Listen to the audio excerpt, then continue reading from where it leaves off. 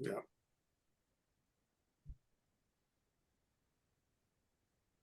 Okay, with Matt Jenkins, Vapor Trails is the short film play at the comedy festival. It's a it's a comedy, but it's also a film about overcoming bad habits or overcoming addictions, some could say, and using the comedic lens to tell that story. How's it going, Matt? Great. How you doing? Thanks for having me. Good. So you're based in Oklahoma?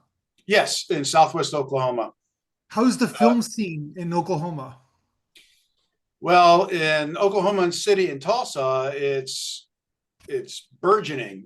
They produced the first season of Tulsa King in The Oklahoma City. Stallone series, I guess, right? I saw that. I watched Yes, the yes. I believe the subsequent um, seasons. seasons are being produced pretty much in Atlanta with just B-roll of Tax breaks, yeah.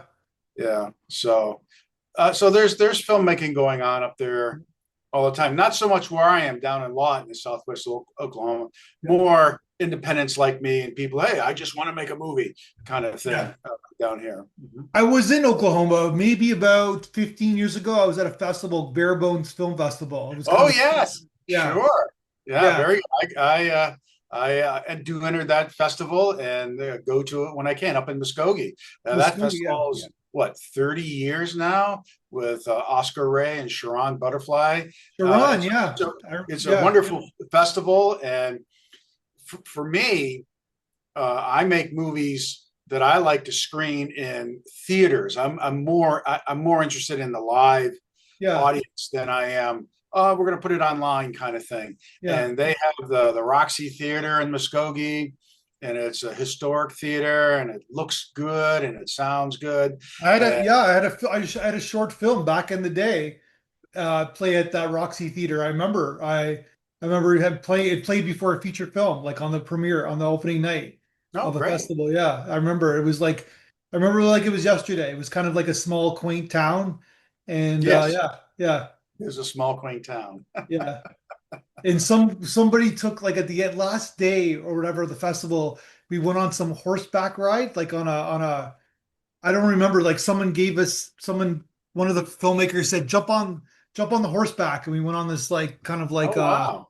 yeah, it was kind of wild. Yeah, that's why I remember Oklahoma. Yeah, so Yeah. Yeah. yeah. All That right, so festival's been around a long time. yeah, it has. That's Yeah, yeah, that's pretty awesome. Yeah. yeah. Okay, so tell me about this particular film. So, what's your background? See, you made a lot of films. So is comedy your thing? Is that what you usually do? Actually, no. I do lighter kind. I've been with my team or the people that I work with. We've Yeah. been producing features for the last few years, and my acceptance rate's probably about 30 to 40% with those. And so we decided this year that plus it's harder to find festivals that will take feature length stuff. Um, so we decided we'll do a short. I had my house flooded twice and things like that, and one of my producing partners moved to Ghana, so um, we decided we'll go with a short this year, uh, based on the constraints we have, and see how it does in festivals. There are a lot more festivals wanting shorts than features, in my opinion. Well, Um, yeah, it's very true. Yeah. Well, it's about programming, right? You can yeah, program 20 festivals and 20 shorts and one feature. Which one are you gonna do, right? yeah, sure, absolutely, sure. So, and I had much more limited time to shoot it. We shot it in 2 days, kind of thing. Yeah. Um, so that's why we went ahead and went with a short So what comedy. about this particular story about like vaping and like friendship? It's really a film about friendship as well, right? Yes. Yeah. Well, Dan Perrin is usually a main character or actor that plays different characters in our movies, and he's been an avid smoker uh, and vape for years. So I just thought it would be fun to shoot something that where a character he portrayed was faced with an ultimatum to quit vaping or else, and the things that he goes to try and accomplish that. So do you vape or like smoke Oh, or? no, no, no, no. I don't smoke or vape or anything like that. I Dan, the remember guy I that plays smoked. Jethro, does I smoked for a long time. It's hard to kick the habit, but though. other Oh, things arguably are in my personal life are harder to kick, but smoking was very difficult to kick. So yeah, yeah, I still want it. I still want it. It's been 20 years. I still want a cigarette to this day. sure. Yeah. Highly addictive. Absolutely. Yeah. So it's a good little story there. Okay, so Thank you. the cast, is it the same? You've worked with them in the past? Like how do you pick your characters? Sure. I've been working with Dan Perrin for what, 30 years. Yeah. And so we try to write screenplays that will fit his Southwest Oklahoma good old boy kind of attitude. And then I have an eclectic group of people that like to work and work in these movies. And so we try to, and I know, oh, you're not supposed to write characters based on like actors or people or stuff like that, but it seems to work for us in that. And so maybe every once in a while we'll bring somebody new.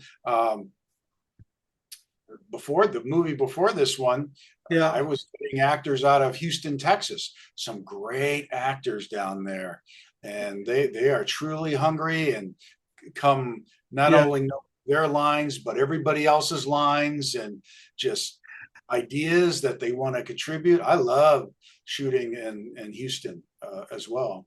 Yeah. So you've been doing this for a long time. Yes. Oh, yes. Yes. And what keeps you motivated to keep making movies? Well, I love it. Yeah.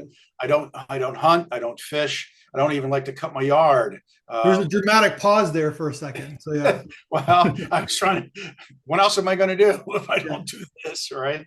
And my background, my mother is an abstract painter up in Connecticut, and came out of the abstract school of the 1950s. The Rothko, Pollock, Benton Spruance uh, time period. And my father is a mechanical engineer that invented the hypergolic electrical power system. So, filmmaking takes the best of both of those worlds. It's an art and it's a technology and it's also a business. I mean, Sure. it costs money to do that, but filmmaking for me satisfies both of those inherited urges that I have. Yeah. And where did you and Dan first meet? You said you've been at it for 30 years? Well, my day job, I'm a college professor at Cameron University where I teach television and film production. Oh, wow. And Okay. Dan was a student of mine 30 years ago. And one day, the story goes, I came into class and said, "Oh, who wants to be in a movie?" And he raised his hand, and it's been history ever since. That's a lot. You've been doing that class. You've been doing professor work for Yes, professor work for the last 30 years. for 30 years. Yeah. Uh, Yes. just a quick segue question about that. As the kid have the kids changed a lot through the years? Yes. Like it seems like I bring in interns and it's like this generation is so different from what I've ever experienced. I saw a big change after COVID. Yeah. Uh, Less social Oh yeah. interaction, less looking at you in the eye, less response to Socratic questioning in classes and stuff like that. Much has changed since before But I COVID. think it's also social media too, where they're the first generation to go through social media and there was nobody was really knew what was going on, and so they had no mentorship. At least like my kids are young, I Yeah, give them context. I think that's part of it as well. yeah, I got to put the phone down. Sure. I mean, I love watching stuff online Yeah. and looking at Netflix and stuff like that. Yeah. But uh, you got to go outside. You got to talk to other people. It's more the judgment and the negativity that they experience. Like I never Yes. experienced that No. as a Yeah. kid, right? Like as a teenager, I guess, right? Sure. Yeah. Absolutely. Yeah. Yeah. I feel kind of bad for him because you're talking about like in-person festivals and like we do these festivals in Toronto like every week and the Right. kids used to come like the kids, but like the Yeah. university, we're in Toronto, or there's like three major universities in the corner, and they used to come all the time. Now they don't come. Now I don't see anybody under 30 at our festival. Oh, that's too bad. Yeah, Here, once a semester, I sponsor something called movie night at our local movie theater, the Vasca that's great. Theater, Yeah, and my production students can produce their own movie, a minute to 5 minutes in length, and we'll show it as long as it's it's content appropriate sure. for us. And we still get between 100 and 170 uh, younger age Yeah. people showing up in addition to community people. So, I mean, it's free admission. We don't charge admission or anything like that. And it's a wonderful night. It's a wonderful experience for them. I'm a true believer that a production isn't finished until it's experienced by the audience. Now, Yeah. as a filmmaker, you can't control what that reaction is going to be, but you will know that your production is complete Yeah, afterwards. 100%. It's that's so interesting now. I'm glad to hear that. So you're like you're always in it. You're seeing technology change. You're seeing the different cameras through the years. You've experienced a lot. Oh, I learned to edit on a what they call a Steam Steinbeck. deck or Yeah. flat, you I'm know, old enough to do tabletop. that. I used to edit on those too back in the day. Yeah. Yeah, Yeah. all the way through the video, tape, Yeah. all the different formats of tape to now to everything being computer based. Like Sure. shooting on film and I'm Yeah. assuming Oh, yeah. 16 millimeter. Yeah. And then, yeah. I try to explain to them what true A/B roll is, where you have the first shot on the A roll and then a piece of black leader that's the same length. Yeah. They just no. Sync sound with the clapper, right? You have to Oh, sync the well, yeah. sound. Well, we still do that because we record all our audio separately, so we can have a free camera and then marry it Yeah. in Premiere afterwards. But Yeah. we still do that. But right, that's really where that comes from. Is film, shooting a film. Yeah, that's so great. And then you keep making these like keep producing films as well while you're doing that. Oh yes, yes. Anybody who's same shameless self promotion who wants to see any of our past work, you can just go to archive.org and click on the little film strip, and in there type "Misfits of Film," and you can see all our movies. So That's you part do of shoot our. them on I guess like but not YouTube. You don't put them on YouTube. No, I get more views on. I can't seem to build a following on YouTube, but archive.org, I'm getting hundreds of views a week, which for me is a lot. Okay, Yeah, so and you've been on for a while, I guess. uh, hmm, what 4 or 5 years. Yeah. So so it's been much more successful for us there than on YouTube. I How do many use YouTube. I mean, films to date have you made? hmm? How many films to date have you made? Well, I just looked at archive before I came uh, onto the podcast. Yeah. There are 66 entries in there. They're not all mine. Some are student documentaries that we produced. Uh, some are like trailers, stuff like that. But I would guess probably 20 to 30, because we try to do one a year. Is our goal, is to produce a movie a year That's great. under the Misfits of Film uh, company. And I got to ask you, behind your shoulder, is that a drawing of a girl that you did? Yes, we're actually sitting in my television studio, and I'm in the control room, and this was painted on the wall to. I did a. Think. I went to Massachusetts Museum of Art, MassMoCA, Okay. contemporary art, and they had this all these different kind of displays and stuff, graphic displays. So I came back all motivated and everything, and I put together this kind of campaign to get them to try to think creatively Yeah. with little TV spots that we ran in our newscast, different this on the wall in here, and abstract designs on the hallways, in the edit rooms, and stuff like that. I don't know if it was successful or not, but it was a lot of fun to do. Yeah. All right, so you're the guy who plays so Dan plays Jethro, Yes, and then is the guy who plays Chuck, Wally Harris. Wally Harris. Yes, He Go ahead. I'm sorry. he's got great screen presence. He's like a really he's a good character. He really is. He's very active in our local community theater here, Oh, and okay. yes, he does very well. I think he thoroughly enjoyed his role in this movie. So he can I'm assuming he gets the everyman role, right? Like yeah. The everyman role.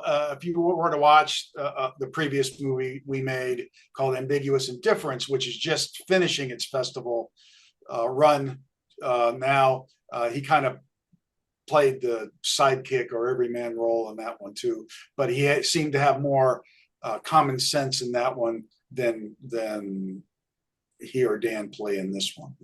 So then your team, like your cinematographer, is it Randy? Yeah. Yes, Randy Traxler. Yes, he's That seems primarily. like a good Oklahoma name, Randy Traxler. Like Well, I I actually think he's originally from Michigan, but yeah, I'll that's have he to had ask to him about it. because of his name, he had to go to Oklahoma, right? So that's a whole for me. It's like I'm like Yeah. the Canadian stereotype, right? That's an Oklahoma name, Randy Traxler, right? So Okay. Well, Dan is really the stereotypical Oklahoma. I mean, he's just a laid back, good yeah, old boy. How you doing? Kind of thing. yeah. Uh, you Hey, know, he's got that handsome kind of like gray, rugged. Yeah. right? So yeah, You yeah, know, I can see that. he's kind of a rough Brad Pitt because Brad Pitt was from, I believe, Shawnee, Oklahoma, Yeah, before he moved up to Missouri. But yeah, that's kind of so. There are certain things Dan is never going to play, and we certain roles he's never going to play. So we sure. know that. No, but they had good presence then. Like Yes. Oh yeah, he yeah, Dan and does. Wally, they had a good like kind of like a good comedic team, I guess, Yeah, right? good chemistry between them. Yeah, Yes. yeah. And so anyways, your cinematographer, do you guys if you work together all the time, the two of you? Oh yes, we go down to Houston and we've shot a couple movies there. We shot the last one together, um, and he remains calm and steady, and that's what I really like. Plus, he knows exactly what he's doing, so I can say, just please set this shot up, and it's taken care of. Yeah. Um, You guys do a lot of prep work or just kind of but you guys have a short I'm assuming you have a shorthand because you work together so much. uh, we might discuss it, and he'll see the script, and then I'll explain the breakdowns to him. But I go in and do all the lighting first. Lighting's very important to us. We don't do anything until it's lit, until I can go and look at it, and then okay, this is how I'm going to light it, and then I will look at it through his lens, and if I'm happy with it, we go. If I'm not, then we'll spend a little more time lighting. But Gotcha. I don't think we don't sit down and oh, let's discuss this kind of thing. Now his wife Erica is our assistant director, so they come kind of as a package. And the movie that we're working on now, that we're going to shoot in January, she and I have met several times to discuss things and go over things. Right now, we're working on props to get that ready. Gotcha. So like your production designer. Well, she's kind of like everything. It does everything. I need an actor. Okay, no problem. I Oh, need a certain kind of truck. Okay, no problem. And then she'll serve as continuity in a continuity role during the actual shoot. So I guess I've always called her an assistant director. But gotcha. yeah, And then I didn't see an editor in the credits, so I'm assuming you're the editor. I edited it. Yes, I love editing. I will sit at the dining room table in my pajamas and edit for days. And um, this one, I was very pleased to say we had very little issues with editing. Our last movie, we were shooting in a tin building, and that day, Oklahoma's known for tornadoes. The tornado sirens kept going off, and there was this tree that when the wind really picked up would scrape its branches against the top of the roof. And so I literally spent weeks figuring out a way to minimize that screeching sound. Yeah. to save that movie. But Gotcha. So this you one, did sound yeah, design then. You're a sound designer as well. all in one. Yeah. Oh, one. Hey, Gotcha. what did Robert Rodriguez say? The more you know, the less someone else can tell you how to do it. So yeah, we subscribe to that philosophy. You subscribe to that philosophy. Yeah. So is everybody in Oklahoma a football fan? No, not No. everybody. And there are two rival groups here. There's the OU fans and the OSU fans, and they even sell little license plates that say "House Divided" because maybe half of the house is OU fans and half are OSU So people don't know Oklahoma State and in Oklahoma, right? University of Oklahoma. Yes, Yeah. And they're like Oklahoma, as we're doing this podcast, they just had a huge win on Saturday. over Alabama, they sure did. Yeah. I was watching that game. I was into it. I was All like, right. come on, I can't stand Alabama. Can't Well, then stand that team. you're really happy. Yeah. I No, I went to just like Syracuse, so I'm a Syracuse fan. you're from Syracuse? No, I went to school there. I'm from Connecticut originally. Oh, gotcha. So then, yeah, because I'm from Niagara Falls, so I Oh, know really? very well. Yeah, Uh, Buffalo Bills fan, fanatic, right? oh, there you go. Yeah, Yeah, you have to be. If you're from Niagara sure. Falls, it's like it's in your bread, it's in your blood. You have to be. Absolutely. So, but yeah, I was very excited. Anyway, so basically, yeah. So I'm so happy. I don't think we always check off the map of people. Speaking of maps, you have a huge map and a world map in your film, but I always check the map in of like doing the podcast. I don't think I've talked to anybody from Oklahoma yet, and I've done like a Oh, lot of then these. this Yeah, is terrific. yeah, Oklahoma actually is a great place for locations. There's just one problem, and that's the wind. I mean, the wind never stops blowing, and yeah. um, you really got to figure out how to circumvent that. But Southwest Oklahoma has its own unique look, and in fact, there's been several festivals that have commented that they really like the locations that we use. They're very unique and Mm. different than what a lot of people expect in the past. So, I mean, you watch Twister, right? Twister, the new Twister movie. The old one, It and has the then there's same the kind of modern feel. one. Yeah. Hmm? The modern one, the old one from the night from my era, from the 90s, and I guess they made a remake, I guess, of it, right? Too, right? Yes. Mhm. That's awesome. Okay, so you're before the podcast, you said are you moving to Alabama? Is that true? I will be eventually. Yeah, my wife is originally from Mississippi, and she came here for me for this job. So it's now she wants to move. I want to go. I mean, who doesn't want to live near the ocean, right? I mean, so we're going to eventually go to Gulf Shores. And then are you gonna retire or are you gonna like keep teach somewhere there or Well, I'd like to keep teaching, but I will retire from here okay. and then go to Gulf Shores. And you're gonna keep making movies? Of course, Yeah. absolutely. You're gonna find a whole new crew in Alabama? Well, Eric and Randy said they'll come there to make a movie, or I can come back here and make it. So, but I'm sure I will have to find new actors and I'm going to make a beach movie. Yeah.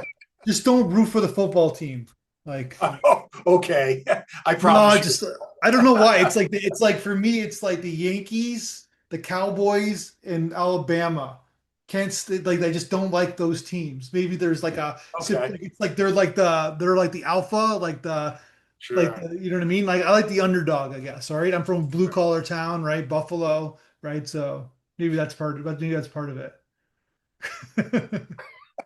I don't know.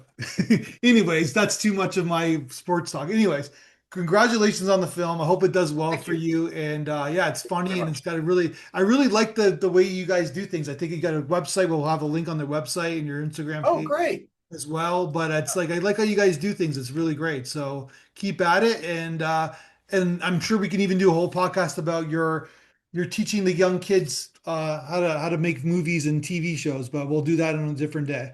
Oh, I would love to come and talk about movie making. Yeah. Absolutely. By the way, what's your favorite movie? Well, The movie you've seen the most times. I always ask that question. What movie you've seen the most times in your life? the most times, it's probably a tie between Doctor Strangelove Okay. And the reason I love that movie so much is when I saw it as a little kid, it scared me to death. And then when I saw it as an adult, I was like, oh, this is a comedy. This Yeah. isn't scary. That's funny. Yeah. Uh, I like movies that really you got to pay attention to. I'm a big Terry Gilliam fan. 12 Monkeys. I just, oh, it's got Bruce Willis in it, but I love that movie. It's so engaging. Um, Movies like that, Brazil, that had different endings to it. So when I Gotcha. mentioned those to my students, they're like, "Oh, I've never heard of those." Yeah. Yeah. I just watched 12 Monkeys a couple months ago when I remember going on a date watching that movie, and then I watched it like 30 years later. Yeah, it still holds up today. The movie, Does hold up. yeah, it was all a ruse, right? So spoiler alert. Right. But yeah, because I literally just watched. I remember just watching it like 30 years later after it came out. So yeah. Great All movie. right, man. Take her easy, and let's talk again when you make your next film. Okay, we will. Thank you so much. I enjoyed it.